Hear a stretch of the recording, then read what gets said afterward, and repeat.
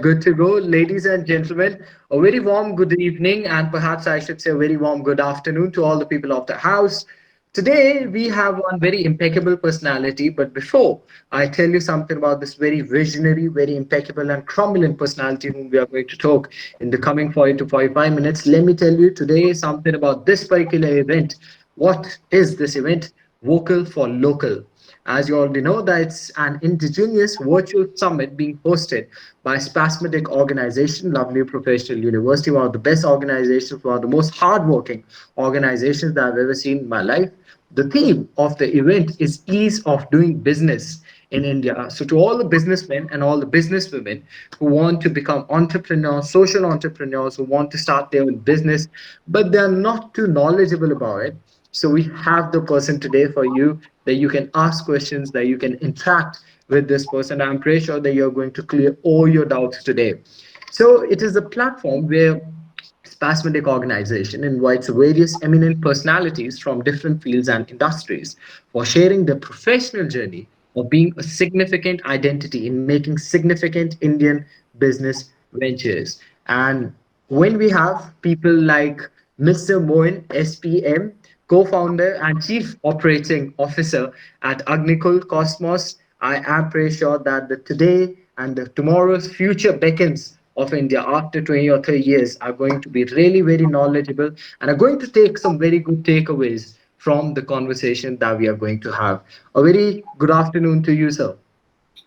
Thank you, Sahas. Thank you for having me here. Once again, I would like to thank Spasmodic. They have been very persistent in getting people, and I think they've been quite good with follow-ups as well, which is one of the most key integration in doing any job. So I think kudos to you guys. So here I am. Any questions, please shoot out. Thank you so very much, sir. Ladies and gentlemen, today we are going to talk on the theme of ease of being truly Indian. So I am pretty sure that law students must be thinking, what is this theme about? But you are going to know what is this theme about and how we are going to engage in this very knowledgeable conversation. So if everything is ready, can we start a conversation? Sure, definitely, Sahas. Indeed, sir. And ladies and gentlemen, if you think that Spasmodic is indeed a very great organization, then kindly draw Spasmodic one of these and be like, yo, Sahas, Spasmodic is indeed and certainly a very brilliant organization for getting such wonderful and eminent personalities like Mr. Mohan. Right, sir. So before we start talking about anything professional, but I just ask you with a very basic question. How has this lockdown been for you? Has it been productive? How has it been for you? Well, there are two phases for anything that we do in life, right? One is the positive side, one is the negative side. And obviously, we were unprepared as a country, as a nation, as a world. You could say we are unprepared, but we are quite adaptable. We figure out things as species, and I think that's one of the key factors that has helped all the industries across the world to also grow. So there are certain industries that do really very well. There are certain industries that might have folded down a little. But we come back with a bang. We figure out ways to move things ahead. So work from home was never a concept before this. But today it's one of the concepts that is actually driving people to look for even work. So online interviews were a myth before. But right now they seem to be the most exemplary way to interview people or recruit people. Literally, digitalization is getting in a second phase, is what I would call through the lockdown. So there are advantages as well as disadvantages. And as Agnikul itself is concerned, we've also adapted towards it. Just so that everyone knows what Agnikul also does, I'll just give you a brief about that. But more importantly, we're able to understand and react to how things are according to the environment. So that's the first step as a company or any individual does. So just to walk you guys through about what exactly we do so that you have a little bit of an understanding about the company itself that me and my other co-founder Srinath formed is about Agnikul. Uh, Agnikul is basically a transportation company, if I just put it down in plain words. But we are building launch vehicles that will go from ground to space.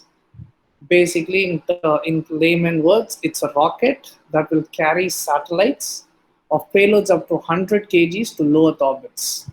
So this is what, as a company, we do. So just imagine a case, we are a hardware company. We need to be hands-on. We need to dirty our hands with greases. We need to do hardware realizations.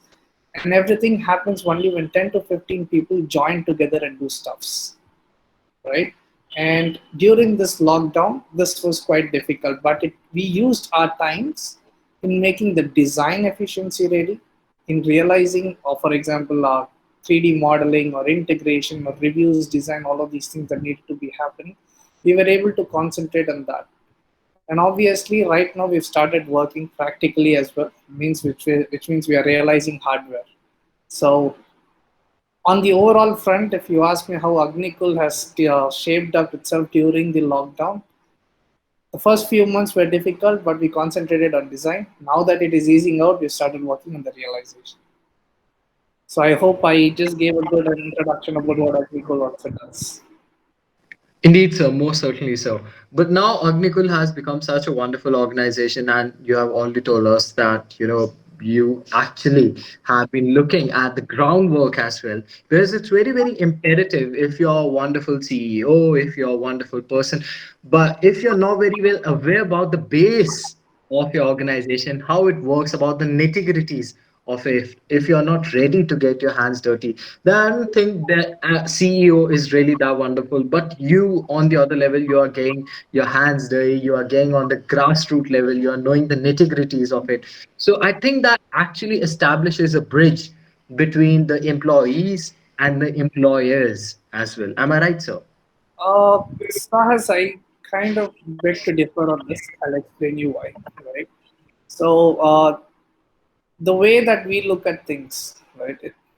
It the rocket that we build, it can't be built by one person, right? Anything in any hardware product that you do, the first aspect is about integration of itself.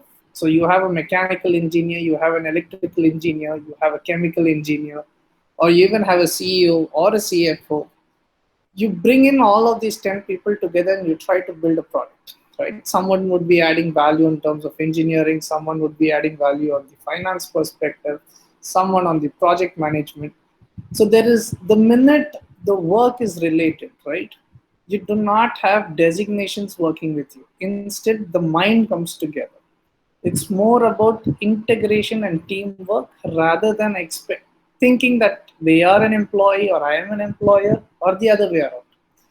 So that's the fundamental step in understanding a hardware company itself. So let me just ask you a couple of questions, right, so that everyone is aware. So if I ask you who's the CEO of Google, right? Sundar Pichai, sir. Correct. If I ask you who's the CEO of Caterpillar, No idea, sir. do you understand the difference? So in a hardware company, one person can't create wonders. It's about a team effort. Every individual from starting till the lowest person, there's no lowest person, everyone contributes. Everyone has to do their job for one product to be ready. And I'll tell you the difference between a software and a hardware. If you make a mistake in software, you release one more version called version 1.1, right? But on a hardware, for releasing the same version 1.1, you will actually spend around months of your time. So that's the difference that you have between a hardware company and a software company.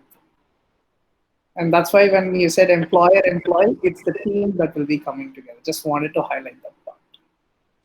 Indeed, sir. Thank you so very much for clearing my doubt, my personal doubt. Right, sir. So, but what is the key motto of your life that shaped who you actually are today? What was that key motto previously, and what is that key motto today that is and that has been shaping you? Sure. Like every other kid in India, I also first did engineering. So that's your first step in life, right? So, we are conservative people as Indians. My family was a little conservative. So, so what we saw in Three Idiots, right? Ladki banegi to doctor, ladka banega to engineer. So all of these things tend to be like so real. That's why we enjoyed those moments even while watching that movie. And once I completed it, so obviously got placed in a few software companies. Being an aerospace graduate, it didn't really add sense to me that 4 years of my life I've done something and I just wanted to end up doing somewhere in a software firm, right? And that's when the questions started coming to me is like, what are we doing, right? And studying for 4 years is not getting real value, and we might be looking or learning new things or doing something just for a standard of life, but not finding the true purpose of it, right? And that's when I realized that like I need to do something in my own field. That's I had always had a keen interest in entrepreneurship. One, because like my family was also, my dad was a businessman, so he always understood the intricacies, the nuances that excited him while he was running his business. So I chose an option of MBA in aviation management, right, bridging both aerospace as well as aviation together. And once this happened, had an opportunity to understand what engineering is about and what engineering management is about, right? And that's where I had another passage or another chapter of my life opening. How do you govern both engineering as well as like management together? You needed laws, right? And had a very deep interest in understanding laws, space laws, or general any laws about something, and started pursuing law as well. So right now a dropout, but yeah, I think I should go and complete it sometime. So wanted to be in all the fields of engineering as well as management as well as law. So that I just wanted to be understanding the overall concept about how things happen in a society, right? Let it be in any industry. So that was the core interest. And coming back to aerospace, what really piqued my interest is there were other industries. For example, every 5 years or 6 years, you have an industry booming, right? You have, for example, in 90s, you had the IT industry growing. Then you had robotics and nanotechnology coming up for a while. Then you have biotechnology growing. And in 2015, when I had completed my master's and everything, I was just thinking, what's the next big thing happening? Luckily, what I had pursued in my BTech and my master's gave me an opportunity because the West was doing privatization. You might have heard about SpaceX coming upon alive, right? And so at that point of time, I was in Australia. My other co-founder was in US, and we were thinking, what's the next big thing to do here? India being a space pioneering country for nearly like 60 years, we've been one among the best among the spacefaring nations. So we thought there's an opportunity for us to delve into this market, because we've had some kind of an exposure in aerospace. My other co-founder was also an electrical engineer, then an aerospace engineer. He has a finance degree, right? And he also went for film school. So we have diverse backgrounds. We've touched across all the industries little by little. And we wanted to do something that will keep us alive for the next 30 years, something that will keep us occupied. And this was the industry that was coming alive for us. And I was also I was looking for a career change because I had one more company previous to this. So that was in the field of manufacturing. And tying the knots, or like I should say, like releasing the knots about what space was there for us, right? This gave us an interest to question how to progress forward and set up a company in India. So when we did it, we were the first people on the launch vehicle side. So there was one more company in the space industry, but they were building more towards thrusters and other hardware components. So as a launch vehicle, as a rocket company, we're the first people to set up a shop here. And that was really exciting because when we did it, the space industry itself in India, right, there were around like 2 or 3 startups. But in 2020, as of now, today, we have more than 20 space companies. So the industry itself is growing, right? And that was the best part. So coming just adjoining to what I'm saying with the theme of this meeting, right? Ease of doing business. So in 2016, when we had this ideation phase and happening, the first question that we asked for ourselves, right, is this possible from India, right? But today we are asking questions, when are we doing it? So the ideology of the entire industry itself started changing. Or I've heard like a couple of people saying before, when I graduated, there were only 2 options for us as an aerospace engineer, right? Either you go to ISRO or you go to HAL. Apart from this, not many options at all. And when we graduated, we were thinking, is this the only option that we have? How do we come out of it? But today, if someone is graduating in 2020, you at least have like 30 to 40 companies to look up to. This growth happens only when the nation is looking towards progression. And especially in an industry, I would like to talk about space industry. That's where I'm associated with. Space is one of the difficult technologies, right? But at the same time, we are growing rapidly. So you could connect the dots about how progressive we are as a country. Indeed, sir. So, can you please tell us something about Agnivan rocket? As I was reading about it somewhere, can you please tell us something about that? Sure. Uh, Agniban, okay, I'll tell you about the name itself, Agnikul, right? So it's derived from Gurukul, right? It's a place where we learn to master the art of fire. That's how we came up with the name. And Agniban means rocket in Sanskrit. To tell a little bit about the technical specifications of it, it's a two-stage launch vehicle, right? The first stage has like 7 engines, but it is modifiable, customizable accordingly to the mass of the payload. Right? The propellants that we used is liquid oxygen and kerosene. As I told you, it is a modifiable configuration, which means if let's say as a customer you have only 30 kgs of payload, we would be able to reduce the mass of the vehicle, knock off a few engines, and take you to orbit. If you want 100 kgs, we would put the entire vehicle. We will customize accordingly to it. So it's basically solving the need in the market, like an Ola cab or like an Uber cab, which takes you from point A to point B instead of riding in a bus. That's the market statement that we were trying to solve, and that's what Agniban is intended to do. Right, so wonderful. So, as written in an article, the company has signed up launch port in South Australia and wants to explore 4 to 5 more ports. So, can you please tell us something about the already explored ports, please? Sure. So we have a tagline of launching anywhere, anytime, and affordably, right? And when we say anywhere, we literally mean anywhere because the size of a launch vehicle is quite small. And so, as I told you, this industry is progressing. So just imagine the launch vehicle as an airplane, right? And the launch ports as airports, right? So there are a lot of countries that are building launch ports so that launches could happen from there. Why a lot of countries are trying to do this is because there is no point of asking a customer to come to your hometown, right? Instead, the vehicle is supposed to go to them. You have an European customer, asking the customer to come to India is one part of it. Or you could take the vehicle to his hometown. So it's just flipping the business or flipping the market in such a way that people get easy access as well as have control over the mission. That's why there are multiple countries trying to open launch ports. Right, sir, right. And so, why is rocket science not science considered anymore? I mean, how is it becoming so easy and so cheap day by day? Sure.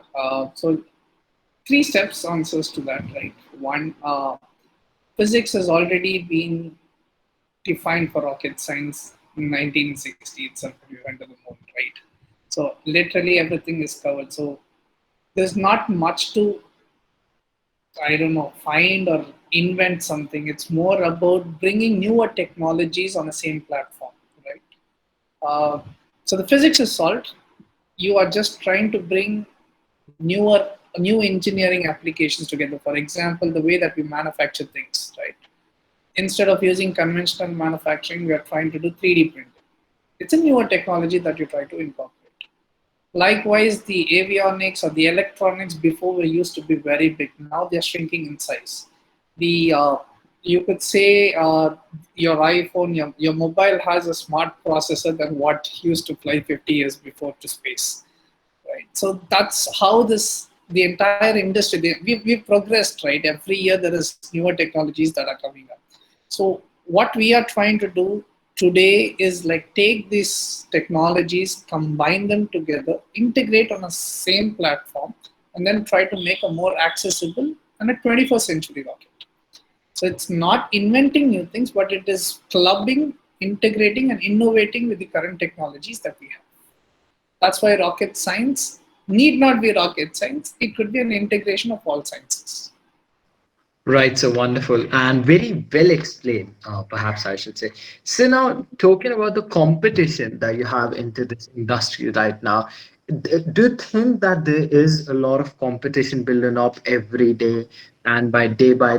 And if yes, then how do you say that you are competing with that competition as well? Sure. So when you have competition in the market and the market is growing, that's your first step. It motivates you the most. Second, you always complement to the industry. You compete with the player, but you always complement to the industry. For example, when we say complementing, there could be 10 players taking equal market share, or depending upon the service that you provide, you could also acquire more market share, right? And that has been our standard approach towards about our business as well. There are multiple players in the world. There are multiple people who try to attempt the same thing or innovate new things. But in the end, it's always about going to the market with what the customer demands, right? And once you're able to solve the need for the customer, everything lines up. It's a technological product, but at the same time, it is a service-oriented product.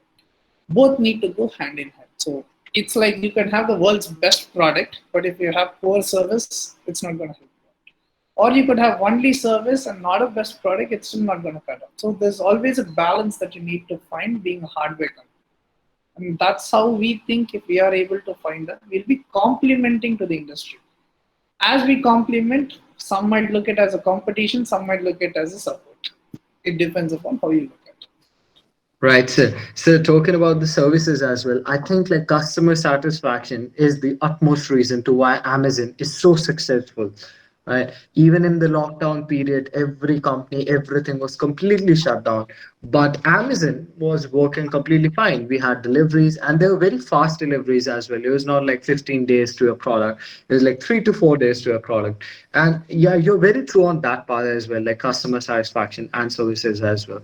Now, so further delving deep into your personal life, did you ever feel that probably I need to give up? It's very tiring. It has no end. Have there been any kind of challenges into your life that would have been very, very difficult for you to face? And if yes, then how do you get out of them, sir, please? See, there are two perspectives here, right? So challenges would definitely be there. Some could be small, some could be big, but without challenges, I don't think you feel alive. That's the first perspective that you need to always have in mind. And there's always a saying, right? If you've made a choice, then the consequences you own them, right?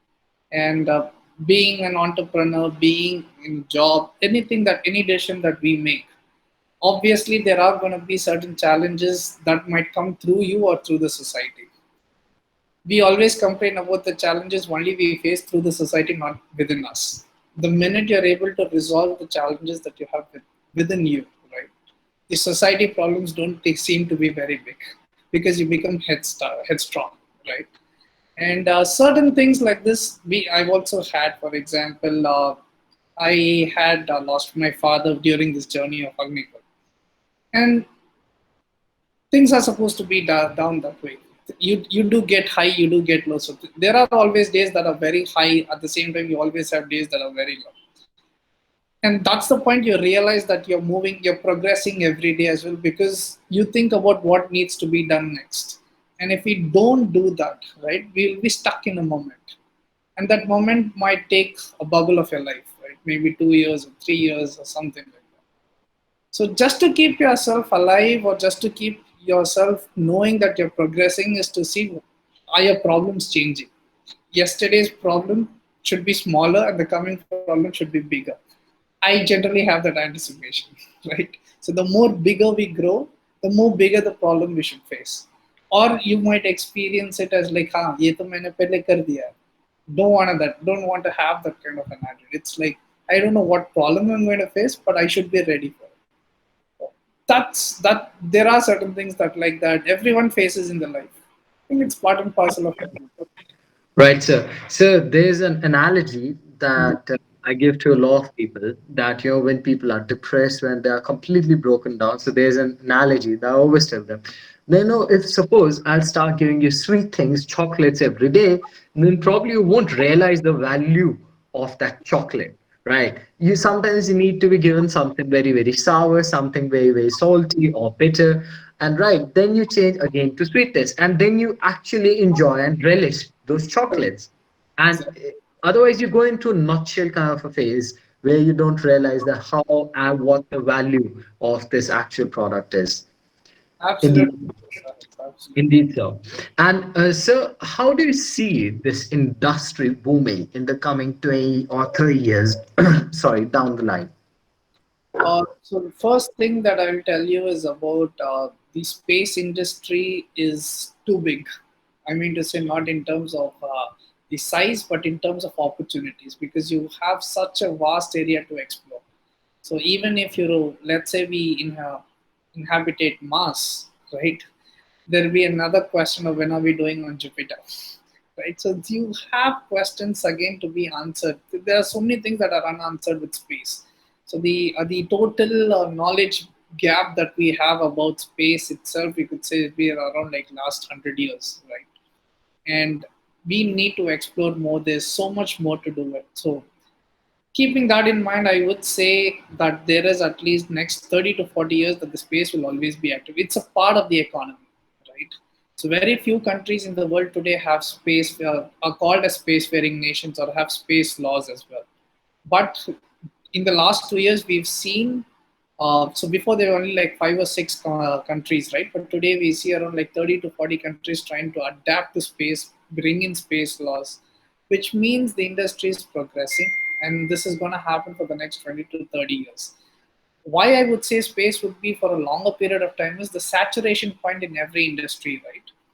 So in the, I could say about the IT industry, it took around 15 years to go to its peak, and then it is still maintaining at that point of line. So India, from a manufacturing sector, became a service sector, right? And likewise, we had robotics going up on a peak, but came down in 4 or 5 years. But for space, because the exploration part, the innovation and invention part is more, 30 to 40 years is, it's definitely a possible outcome for this industry to sustain. Indeed, sir. And I think the 90% of the questions have still been very, very unanswered, right? A lot of questions haven't been answered yet till date. And the laws of physics go for toss when we are talking about space. I mean, scientists are still in a constant debate to consider Pluto as a planet or not. Right, sir. So the space industry is huge. It has no end, perhaps I should say, because one galaxy, then the other galaxy, and there's a lot to explore. I Right, think sir. the last few years we might have heard terms such as wormhole, black hole. I don't think these existed before, or when we studied, no one told us about this, right? So we were still taught about the we rotate around the sun, right? And the sun is only fixed. It's a lot of things that changed about what we studied and what we are understanding or interpreting things as of now. So it's a growing industry, and I think it will sustain for the next at least 30 to 40 years. I think so. Since humans have been existing, Mhm. we have been constantly debating about space. Right? Initially, people used to think that Earth was flat. I mean, still till date, a lot of people think that Earth is flat, and flat earthers are considered in this planet. But I mean, things have been evolving and things have been debated upon, and that's how I think we, as a community of humans, grow. That's true. You need someone to put you down to understand what we are doing. Right? So that's the entire perspective. So only when you have someone debating you on the other side, the more progressive you become, right? The more understanding about the own stuff that we do. So if someone is questioning you, it's a good sign because they're taking interest in you. So that's how we think it is. Right, so. And so, further talking about professionalism, what are the risks associated with the sourcing of raw materials or holding the line on costs of services? Sure. So, in a hardware company, there is a difference between need and want, right? So, a service will generally end up with both the questions about need and a want, but a want is something that is more favorable. But on the product side, You could do a project management, or you could actually build a product of even 10 rupees. You could also build the same product for 100 rupees. Right? To give you a classic example, an iPhone will cost you around 75. At the same time, you can also have the same phone or the functionality of the phone for even 500 rupees. Both do the same thing, right? But the quality and the service that is being provided differs. So the need needs to be understood very clearly with respect to resources that you would want to build anything. Service is something, it's an attribute that you can't touch it's more of an abstract noun, right? But it's a feeling that you could give to an individual. And as humans, we are more involved with feelings rather than the performance.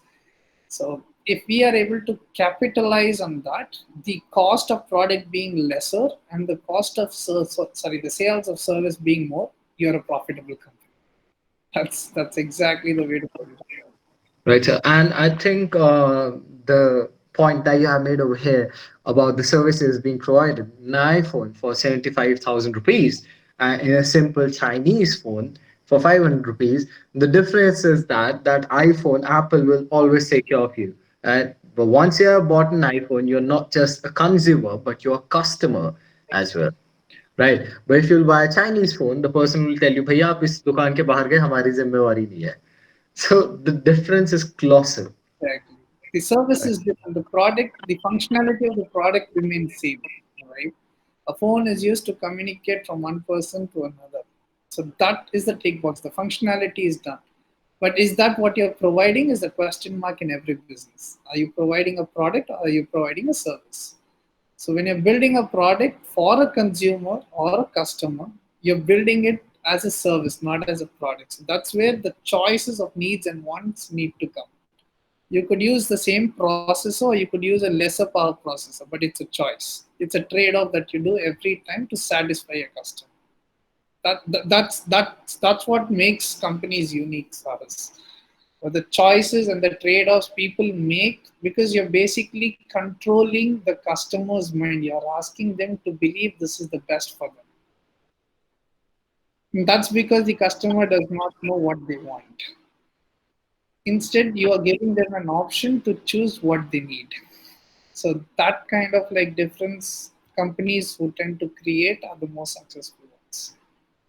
Right, sir, and indeed. So, how do you classify the space industry right now? Is this a need? Is that a want? Or is that a luxury? How do you classify that? Because I've seen apparently and eventually, as our purchasing power parity is increasing, so wants become need after some time. Probably, 90 years back, having a car was a huge luxury, just like having a space rocket today is. And eventually, after a point of time, it became a need. So, do you think that this industry will also become a need after some time? Sure. So I'll start with about an analogy about how your Google Play Store is, right? So you just had a phone first, right? That was for communicating. Then it became smart, right? Then you had people building apps for the smartphone, and the Android store or the Google Play Store or the iPhone store. All of these things started to act as a platform connecting the app people as well as the users, right? There are two reasons about things happening when people start using industry as a platform. Likewise, I'll take the same analogy to the space industry. For example, if you're using GPS, right, you need someone to position yourself from the satellite. It's a GPS stands for global positioning satellite, right? So you need the communication to come from there, which means you are using it on your phone. A phone, I could classify it as a hardware, as a communication device, but the platform that you use is from space, right? For example, if you're taking Google Earth images, right, about identifying how your house looks from the top, you actually go to the space platform. You look from there about you're taking images or high resolution images from the above, right? Insurance companies are trying to utilize space as a platform to identify what, okay, let's say tomorrow is it going to be rainy or what is it going to be, they're going to use that as a platform. In US, there are companies. I can give you example saying that like Mumbai Corporation, right? They use space satellite data to identify the high-rise building structures. Every industry, pharmaceutical companies trying to use space to study microprotein crystallization. I can tell you there is a company in Japan that is planning to use fireworks from space to highlight the entire Japan. So you have multiple industries trying to use one single industry as a platform, right? When the dependencies of such industries increase, right? There's only one line of thought that moves. That is about from want trying to becoming a need. It's about the dependency factor. When there are multiple industries trying to be dependent on you, the want becomes the need. And that's why space industry, without the space industry, you would still be left behind. I'll tell you, this is the forward thinking, right? Or I could say about how things are. If I take you back around 60 years back, this was the government's heritage, or I could say space war. You might have heard about USA, USSR, about who's landing on the moon. So it's been a part of our, I'd say, as mankind itself has progressed, right? Over the last 60 years, you could say that space has always been a compelling factor to decide superior intellectuals, right? And today, intellectuality is becoming a need and it's not a want. And that's why multiple industries are also using space for it. And that's why we think space is always going to be a need. So even if you need to leave Earth because of global global warming or climate change, so today we have people looking at Mars as the next place to live. So this is how it is becoming a need. Maybe 30 years or 100 years down the line, Mars will be the next big bet. We don't know, but we are getting prepared for it. So it becomes a need. So survival is what I would call it as. Indeed, sir, most certainly. And so, just going off the topic right now. So, why do you think that Mars is not suitable for human existence right now? The temperatures, the pressures around it are quite different. It's not ambient. We've adapted to a certain level of pressures and temperatures around us, right? And obviously, it's a simple concept, right? When you're in Bombay and when you come to Chennai, the difference, the climate is different. And we always started saying AC dalo, a lot of things, right? We are not able to adapt quickly. Likewise, if you're like kilometers away, just imagine the exosphere about how Mars would have the conditions that are down there. And those are not quite suitable, but are within the range which could be controlled. That's why Mars became the next big one. All right, so thank you so very much for the personal question. And now I'm going to just take the final question from you, sir. After that, I'm going to ask you and request you to say a few words for the people who have made this event possible. So, how can investors in your idea make profit? Sure. So to start with, as I told you, it's a business. It's a transportation business. We carry from point A to point B. Right? Point A being ground and point B being space. So when you do transportation, you obviously charge for your services, right? So the product might cost you some millions. The per kg cost you something. And as we are able to like put more things in space, carry more mass to space, our business model churns out revenue. Once the revenue is generated, things started to look good for the investors. Now, this is with respect to the business model itself. And then we have the industry model as well. In the space industry, we have valuations going up, right? For example, you might have heard about SpaceX being a billion-dollar company, or it's in looking to be the next trillion-dollar company, right? So if you make it to space, there's a common saying that you become a billion-dollar company. So that's how there is a lot of interest for the investors as well. But it also has its own gestation periods. It's not like we do it today and you might get the returns in 1 year or 2 years. The hardware needs to be validated, so it's a long time game, right? It's 3 years or 4 years gestation period averagely in the space industry, but the returns are actually as equal to the waiting time. So we definitely have that kind of problem. Right, sir, indeed. And thank you so very much, sir. And please, can you please give a final message to the youth, the future beckons of this very nation who are going to take on the country, and perhaps I should say human existence as a community in the coming 20 or 30 or 40 years? Please, sir, a message for them. So the way that we look at things at Agnicol, I'll tell you what I tell my team is exactly what I would love to say. We all have a role to play. It's about how we execute it. Everyone is given the opportunity to do something. It could be of a lesser contribution, could be of a more contribution in the eyes of people. If you believe it is the utmost level that you could give, and it is the execution that you care about, it could be space, it could be anything that you want to do. And Right, sir. that's the fundamental motto as a team we have, and I think that has worked out really good. Indeed, sir. And so, please, now, can you please say a few words for Spasmodic organization, Niharika, and all the people who have made this event possible, who have given me the opportunity to talk to such a brilliant visionary like you, sir? Please, for Spasmodic. First of all, I'd like to thank you for asking questions that will pique interest among people. So very well orchestrated, I would say. The questions had a good flow to it. So thank you for asking me this question. I had an opportunity to share very freely about what exactly we do.